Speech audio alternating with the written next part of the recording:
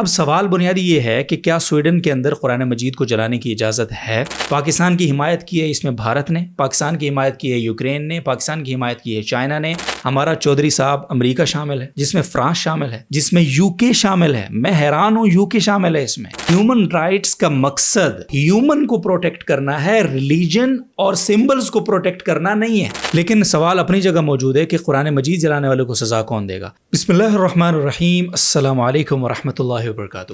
ناظرین محترم، آج ہم بات کریں گے سویڈن میں ہونے والے مسلسل افسوسناک واقعات کے اوپر۔ قرآن مجید کی بے حرمتی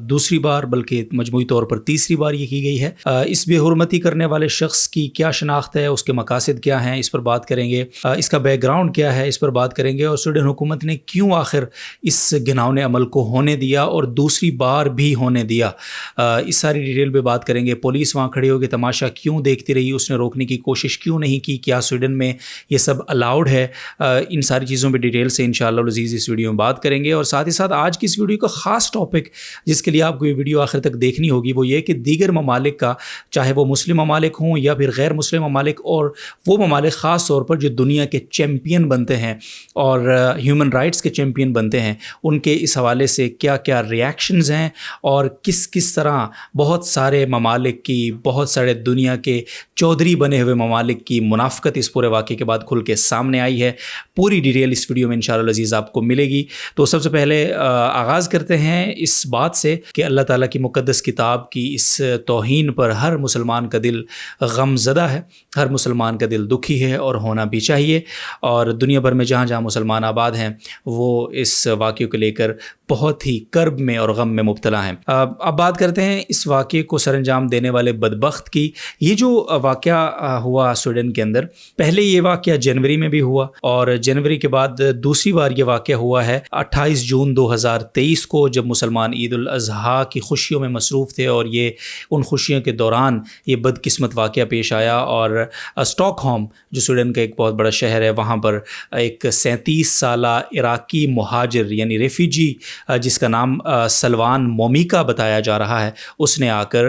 باقاعدہ پولیس کی نگرانی میں اور پولیس کی موجودگی میں وہاں قرآن مجید کو نذر آتش کیا، جس پر پوری مسلم دنیا میں بہت زیادہ احتجاج ہوا۔ پاکستان نے بھی اپنا اس پہ موقف دیا، دیگر مسلم ممالک نے بھی اپنی بات اس پہ کی، OIC نے بھی اس کی بھرپور مذمت کی، ہیومن رائٹس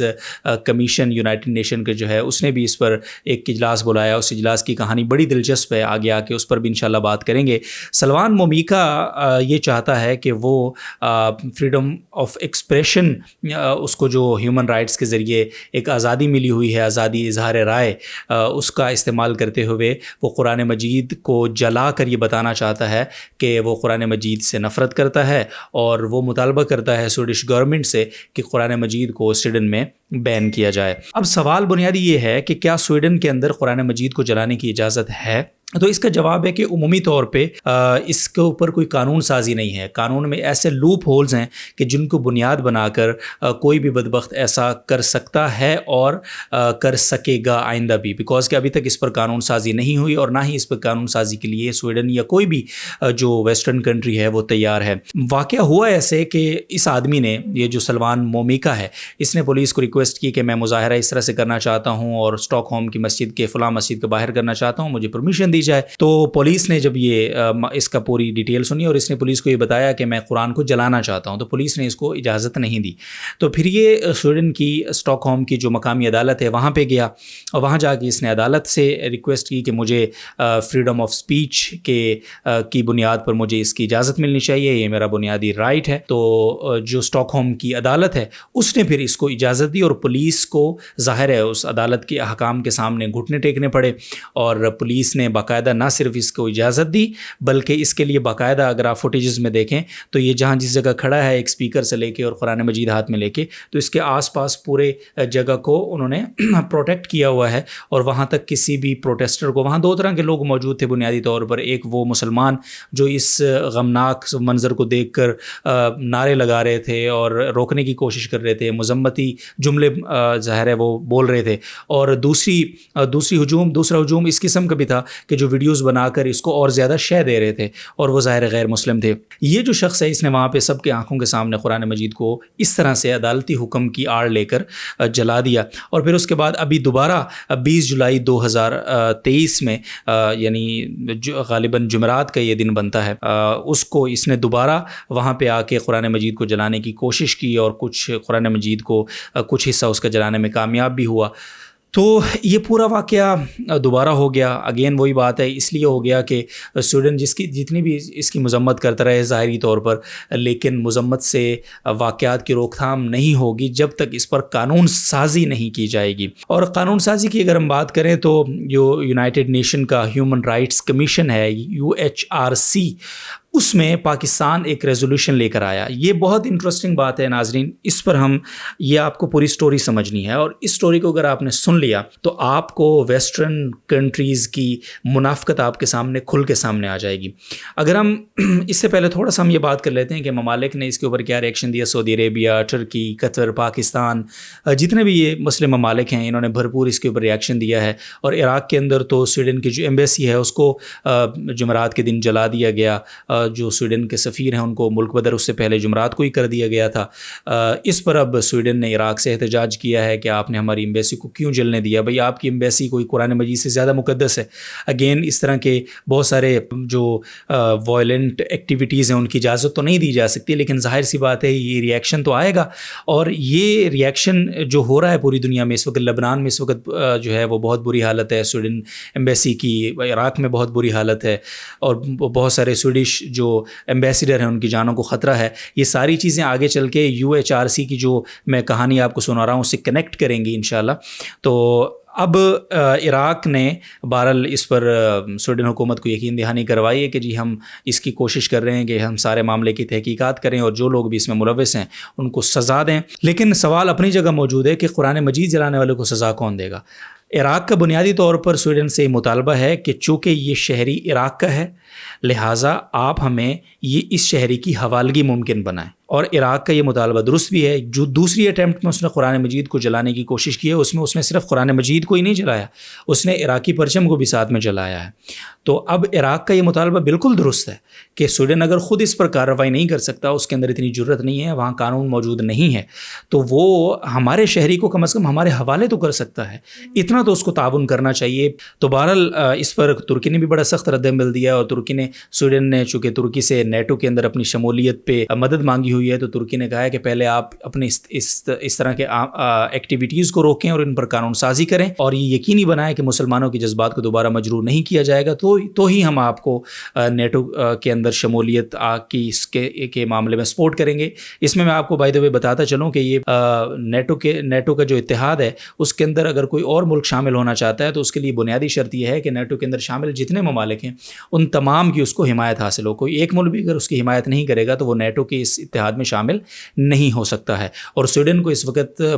روس سے بہت زیادہ خطرہ ہے, آئی ڈونٹ نو وائی. تو بہرحال وہ چاہتا ہے کہ میں کسی طرح نیٹو میں شامل ہو کے روس سے اپنے آپ کو بچا سکوں. اب ترکی اس معاملے میں رکاوٹ بنا ہوا ہے فی الحال اس سارے واقعے کو لے کر, اور ترکی نے اپنے سخت مطالبات رکھتی ہیں, اور رجب طیب اردوغان جو ہیں انہوں نے اس پر اسپیچ بھی دی ہے اپنی وہاں پہ اسمبلی میں. بہرحال اب بات کرتے ہیں UHRC کمیشن کی, یونائٹڈ نیشن کا جو ہیومن رائٹس کمیشن ہے, اس میں پاکستان نے ایک ریزولوشن جنریٹ کی, قرارداد, اور اس میں اس قرارداد کا متن یہ ہے, خلاصہ یہ ہے کہ اس قرارداد میں یہ بتایا گیا کہ اس طرح کی ایکٹیویٹیز کو کسی بھی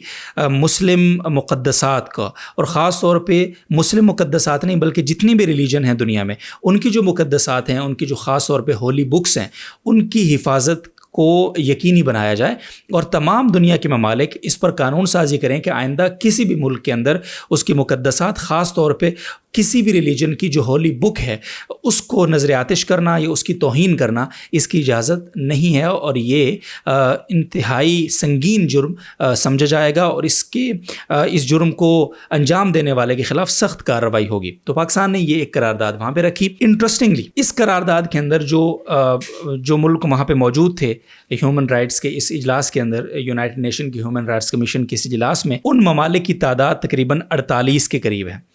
اب ان 48 ممالک میں سے میں آپ کو یہ اگر بتاؤں کہ 28 ممالک ایسے ہیں جنہوں نے اس قرارداد کی حمایت کی ہے، اور ان 28 میں بھارت، یوکرین اور دیگر بہت سارے ممالک شامل ہیں۔ چائنا جو بڑے بڑے ممالک ہیں، پاکستان تو ظاہر ہے ہی کیونکہ اس نے تو یہ قرارداد جنریٹ کی۔ پاکستان کی حمایت کی ہے اس میں بھارت نے، پاکستان کی حمایت کی ہے یوکرین نے، پاکستان کی حمایت کی ہے چائنا نے، اور دیگر بہت سارے غیر مسلم ممالک نے بھی۔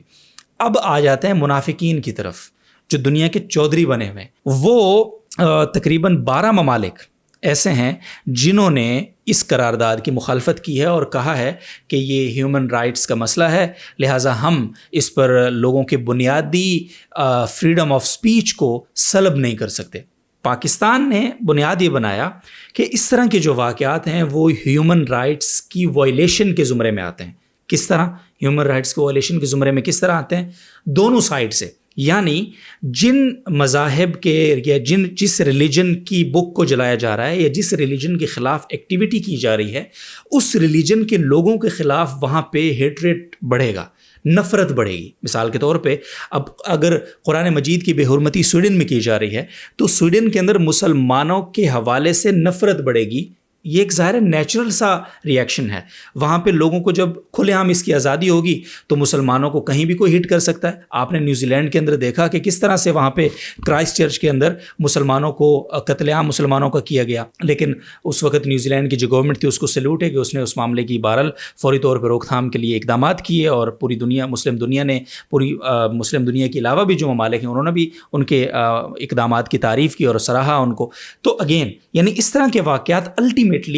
وہ ہیومن رائٹس وائلیشن کا اور انسانی جانوں کے ضیاع کا سبب بنتے ہیں۔ اس تناظر میں بھی کہ اسی ریلیجن کے جس ریلیجن کے خلاف وہاں پہ یہ ایکٹیویٹی ہوئی ہے اسی ریلیجن کے خلاف وہاں پہ نفرت بڑھے گی۔ اور دوسرے پوائنٹ سے اگر دوسرے نظر سے دوسرے زاویے سے ہم دیکھیں تو جو یہ ایکٹیویٹی کرنے والا ہے، مثلاً جو اب یہ کرسچن تھا جس نے یہ قرآن مجید جلایا ہے، تو مسلمانوں کے اندر کرسچینٹی کے خلاف نفرت بڑھے گی۔ حالانکہ یہ پوری کرسچینٹی تو اس کے خلاف نہیں ہے، کسی ایک فرد کے کسی انڈیویجول کے عمل کی وجہ سے پوری کمیونٹی متاثر ہو سکتی ہے۔ جن ممالک کے اندر کرسچن جو ہیں وہ مائنورٹی میں ہیں وہاں کرسچن کے ہیومن رائٹس خطرے میں آئیں گے، اور جن ممالک کے اندر مسلم مائنورٹی میں ہیں وہاں پر مسلم کے ہیومن رائٹس اور ان کی جو جانیں ہیں وہ خطرے میں آئیں گی۔ تو یہ دونوں پہلوؤں سے اس کے اندر ہیومن رائٹس کا ایشو ہے، اس وجہ سے اس کو ہیومن رائٹس کی بنیاد پر پاکستان نے اس قرارداد کو جنریٹ کیا۔ اب جو یہ منافق ممالک ہیں جن میں ہمارا چودھری صاحب امریکہ شامل ہے، جس میں فرانس شامل ہے، جس میں یو کے شامل ہے، میں حیران ہوں یو کے شامل ہے اس میں، جس میں فرانس شامل ہے، یہ بنیادی 12 ممالک ہیں جن کی لسٹ آپ دیکھ رہے ہوں گے اسکرین پہ۔ یہ ممالک انہوں نے کہا ہے کہ ہیومن رائٹس کا مقصد وہ ہیومن کو پروٹیکٹ کرنا ہے، ریلیجن اور سمبلز کو پروٹیکٹ کرنا نہیں ہے۔ ان کی عقل پہ کوئی ماتم کرے کہ ہیومن رائٹس الٹیمیٹلی متاثر ہوں گے اس طرح کے ایکٹ سے۔ آپ یعنی فریڈم آف سپیچ اور ہیٹ سپیچ میں بنیادی فرق تو کر لیں۔ یہ فری سپیچ اور ہیٹ سپیچ کا فرق ہے جو ہم کر نہیں پا رہے، لیکن کرنے کو تیار نہیں ہے۔ بنیادی طور پہ ہم اپنے ان انڈیویجولز اور متشدد اور ان رائٹ ونگ کے لوگوں کو شہ دے رہے ہیں جو ہمارے ملک کے اندر مسلمانوں اور اسلاموفوبیا کا ذریعہ ہیں۔ تو یہ وہ ممالک ہیں جن کی منافقت کھل کے سامنے آئی ہے اس پورے واقعے کے بعد۔ تو بہرحال اس میں یہی وجہ ہے کہ وزیر اعظم پاکستان شہباز شریف صاحب نے اس پہ جو ریئیکشن دیا ہے، جو میں بات کر رہا تھا کہ دونوں سائڈ کے ہیومن رائٹ جو ہیں وائلیٹ ہوں گے اس طرح کی ایکٹیویٹی کے بعد، تو وزیر اعظم شہباز شریف نے اپنے بیان میں یہ کہا ہے کہ اس طرح کے انڈیویجول بیسڈ جو ایکٹ ہیں یہ مسلم کمیونٹی اور کرسچن کمیونٹی یعنی دو بڑی کمیونٹی اور بڑے ریلیجنز کے درمیان منافرت کی ایک سازش ہے، جس کے خلاف مسلمانوں کو بھی متحد ہونے کی ضرورت ہے، اور کرسچن بیسڈ جو ممالک ہیں اور وہ ممالک جن کے اندر یعنی جن کا ریلیجن اسٹیٹ ریلیجن وہ کرسچینٹی ہے ان کو بھی متحد ہو کر اس طرح کے ایکٹ کے خلاف اپنا ریئیکشن دینے کی اور اس کے خلاف قانون سازی کی ضرورت ہے، تاکہ اس طرح کے واقعات کی روک تھام ہو اور دنیا کے اندر ہم آہنگی اور مذہبی ہم آہنگی خاص طور پہ اس کو فروغ دیا جا سکے۔ تو ناظرین محترم یہ کچھ ڈیٹیل آپ کے سامنے رکھنی تھی۔ بہرحال مذمت تو اس کی ہم نے شروع میں ہی کی، اور پاکستان کو مزید کھل کے سامنے آنا چاہیے، اور اگر خدا نخواستہ اس طرح کا کوئی ایکٹ دوبارہ ہوتا ہے، خدا نخواستہ، اور سویڈن اس پہ خاموش رہتا ہے، تو پاکستان کو فوری طور پہ سویڈن کے سفیر کو ملک بدر کرنا چاہیے، اور سخت سے سخت احتجاج کرنا چاہیے، سخت سے سخت اسٹیٹمنٹ جاری کرنی چاہیے، اقدامات لینے چاہیے جو وہ لے سکتا ہے۔ مسلمان کوئی دنیا میں تھوڑے نہیں ہیں، مسلمانوں کی طاقت بہت بڑی ہے، لیکن بہرحال ترکی نے بہت سخت ریاکشن دیا ہے، تو پاکستان کو مزید سخت ریاکشن کی ضرورت ہے کہ وہ اپنا احتجاج اور زیادہ سخت ریکارڈ کروائے، تاکہ اس طرح کے واقعات مستقبل میں دوبارہ نہ ہو سکیں۔ اور ان واقعات کی روک تھام کا ایک ہی طریقہ ہے جو پاکستان آلریڈی پرپوز کر چکا ہے، اور وہ یہ ہے قانون سازی۔ اور انڈیا نے ہم اس معاملے میں انڈیا کو خاص طور پہ اس کو خراج تحسین بھی پیش کرتے ہیں کہ انہوں نے اس معاملے میں مذہبی ہم آہنگی کے لیے اس ریزولوشن کو سپورٹ کیا ہے۔ چائنا نے سپورٹ کیا ہے، دیگر بہت سارے جو 28 ممالک ہیں انہوں نے سپورٹ کیا ہے۔ تو بہرحال اللہ تعالیٰ ہدایت دے، اگر اس مقدر میں ہدایت ہے جس نے یہ عمل کیا، اور اگر ہدایت نہیں ہے تو اس کو نیست و نابود کرے، اور دیگر جو ممالک ہیں ان کے اندر اس حوالے سے قانون سازی کا بھرپور مطالبہ ہے۔ اللہ تعالیٰ مسلمانوں کو ہمت و طاقت عطا فرمائے، اور ان کو ایسا غلبہ دے کہ وہ اپنے مذہب کو، اپنی مقدسات کو پروٹیکٹ کرنے کے قابل ہو سکیں، اور دنیا میں ان کی وقت اور ان کا رعب و دبدبہ، ان کی ہیبت ان کے ایک اشارے سے دنیا کے دلوں میں بیٹھ سکے، اور دوبارہ کسی بدبخت کی ایسی جرت نہ ہو۔ اجازت دیجیے، اس ولاگ سے اپنا خیال رکھیے، اور دعا میں یاد رکھیے، زیادہ سے زیادہ شیئر کیجیے اس ویڈیو کو، تاکہ ان منافقین کی منافقت بھی سامنے آئے، اور اس واقعات کا جو پورا پس منظر ہے وہ بھی لوگوں کے سامنے آ سکے۔ اپنا خیال رکھیے گا، اللہ حافظ۔